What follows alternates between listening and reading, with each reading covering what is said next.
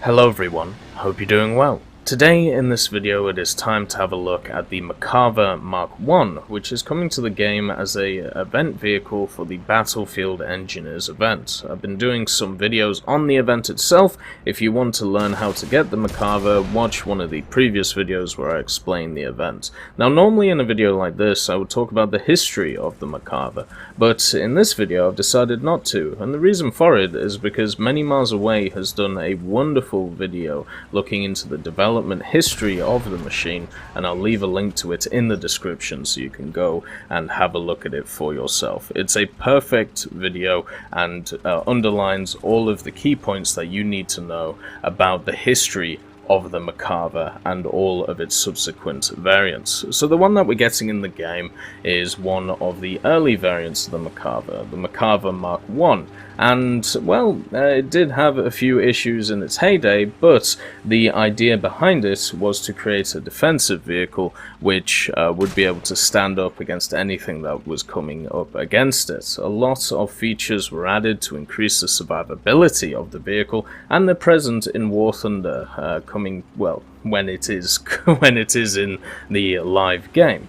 The first feature is the fact that its armor is incredibly angled, and also it does have extra armor inside of it, which seems to be spaced armor. It also has a large transmission and engine in the front of it, which pretty much covers the whole of the hull, apart from a small section where the driver is sitting, and on top of that a fuel tank in front of that, meaning that the crew survivability, at least from the hull standpoint, is going to be really good. On top of this, the turret itself is also quite small, so it's not going to be the easiest thing to hit, and also the armor is projected onto it in a very wonderful way. It has extreme angles, just like the upper glacis does, meaning that penning it is not always going to be as easy as pi. After having a look at some of the CDK stuff and having a look at some various data mines, it seems like the Merkava is going to come into game at a relative BR of 8.7, meaning that a lot of people are going to be throwing around APFSDS, heat shells in the form of heat FS, and also HE shells, sometimes from the Soviets. For me, when I look at the APFSDS, which is the standard round the majority of vehicles use around that BR, I think a lot of them are going to be ricocheting off this Merkava, or they're going to be planting it straight into that engine. Doesn't mean it doesn't have a shot trap though. The shot trap is the turret ring, and if you hit the the bottom of the triangles on the turrets, you can easily penetrate the vehicle, so that's where you got to shoot this thing. One of the key aspects of the Merkava though, which I think a lot of people are pointing out, and for good reason, is the engine power. The vehicle itself is around about 60 tons. Now this is a heavy mumbo-jumbo. The problem with it is that the engine is not exactly powerful enough to be able to chuck this around. It feels very much like my beloved Chieftains, unfortunately, when it comes to its power to weight. Throwing it around the test arena, trying to get it to move, it feels incredibly lumbersome. The average max speed that I was getting to was around about 30 kilometers an hour. Let's call it like the battle active speed, because that's the general speed that you're going to get up to before you get into combat. There is this factor though with it, the fact that it doesn't have a ton of acceleration and speed behind it, but it does have a good reverse gear. It goes 11 kilometers an hour backwards, and it does it pretty quickly. One of the problems with its acceleration going forward is the fact that 0 to 20 is incredibly slow. It also doesn't have access to dual drive, which pretty much means that turning is also going to be an issue. But if you reverse and turn at the same time, the vehicle surprisingly turns a lot better like that than it does going forward. So it is missing a lot of factors in the maneuverability department, and around 8.7, the vehicles that we see do really well. You know, the XM1, the Leopard A1A1L44, even the T55AM. They've got a decent amount of power behind them.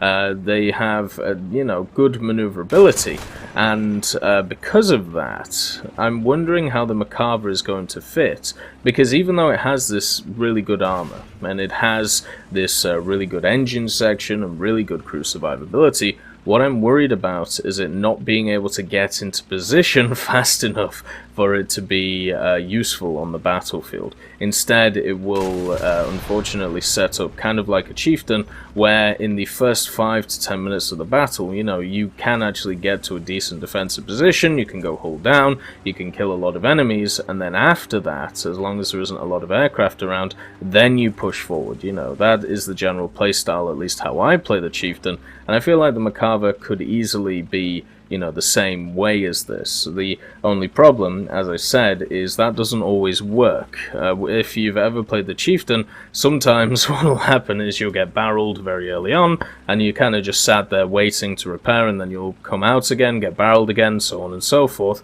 and because you don't have the speed to get to a different position, or to be able to get to somewhere which is defensible, then you just stood there being camped, and then a plane comes and kills you because it just is how it is, that wonderful engine jack. Luckily the Merkava doesn't have that, which is nice. The weaponry on the Merkava is, it has a 105mm, which is stabilized fully. This is stabilized up to around about 30 to 35 kilometers an hour, and then it just starts doing the old jiggle. But so the majority of the time that you're using this machine, you'll be able to fire on the move, or, you know, fire stationary while being fully stabilized. It also has access to Heat FS and also APFS DS, which seems to be incredibly similar, or at least the same as the Shot Cal Dalet that we have, or Dalet that we have in the British tree. So it's a good round, and since it's a date 7, it will be incredibly surprising if it doesn't get this round when it is released. Another thing as well, in this video that you're watching, the Merkava is fully spaded. It has all of the engine upgrades, it has all of the transmission upgrades, it has everything. So this is the mobility you will have to get used to if you are using this machine. And I think a lot of people will be put off by that, so the fact that it is incredibly slow. But it isn't the end of the world. I know a lot of the meta vehicles are fast, they are agile, they rely less on armor, but with more and more of vehicles like the Merkava being added, such as the Chieftain, even such as machines like the T-95 and all of this, you will slowly but surely have a grindy meta which comes out of it, where it is more of a slugfest, and Merkavas will definitely triumph in that set. There is the problem though at top tier, or high tiers I should say. You have much more of a chance of getting on larger maps, so maneuverability does become more of a factor, and once again the Merkava unfortunately loses out. I like the fact that it looks like it's going to be 8.7 because it means that you can now create a nice competitive BR, or a nice competitive lineup around it. Remember, this is a gift vehicle as well and not a premium one, so you're going to have to spade it once you get it. It seems to start off with Heat FS, which, you know, it should be okay at 8.7. The only time you really run into issues with Heat FS is at, you know, 10.0, 9.7, and hopefully with the top tier vehicles, you know, the 2A5 and the M1A1, all of these, hopefully they go up soon, so therefore, you know, the Merkava at 8.7 will become a proper BR. 8.7 is already an incredibly competitive BR. You know, you have, as I said, the A1A1s, the T55s, so adding another part to the mix for the Americans, I think, only makes it better, only makes it more competitive and a lot more fun with a little bit of a different playstyle. It also has access to 3 machine guns on the top. You've got a 50 cal and then 2 lower caliber machine guns on the side. The lower caliber machine guns have great angles of attack. They can easily shoot down a lot of aircraft which are coming at you. The 50 cal not so much, you know, it doesn't have great gun elevation since of where it's mounted centrally.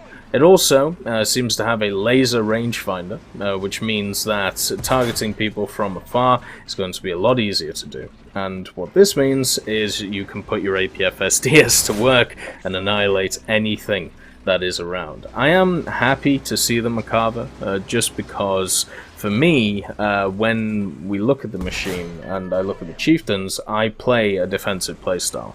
I like playing the Conqueror as a defensive machine.